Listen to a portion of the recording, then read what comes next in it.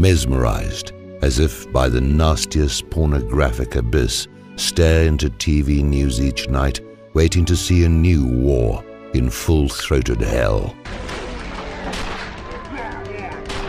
Even more than with the usual not-so-subliminal sexual and obedience programming, America observes with barely repressed excitement the ruler's satanic desires unfold on TV. A wet, wonderful Syrian wargasm is only an image away. Economies fail to remain erect, so the rulers of the Patriarchy go on TV and ritually chew and swallow an economic performance enhancement pill of dung called war. These are the war masters of the Western universe on the evening news with their predatory, great white, capacious, enormous mouths gaped wider still by Saudi, Qatari and Israeli houri. As I contemplate this war I do not support, I am struck by a simple observation from nearly a century ago. The war of 1914 to 1918 was imperialist, that is, an annexationist predatory war of plunder on the part of both sides. It was a war for the division of the world, for the partition and repartition of colonies and spheres of influence of financial capital. Lenin imperialism, the highest stage of capitalism.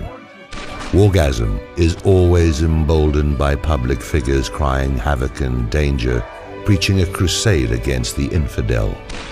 Masters of war use arousal of sexual energy, human life energy, to bind the partner to perverse wargasm.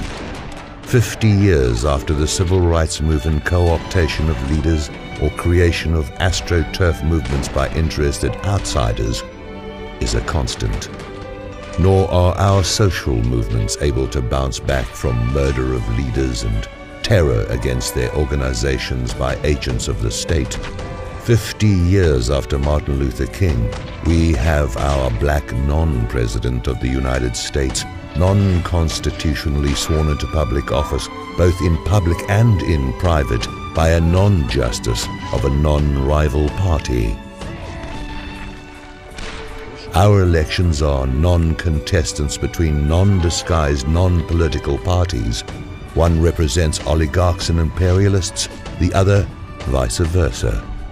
Wargasm is the Dionysian dream date with Thanatos and Eros, lurking deep in the collective American mind.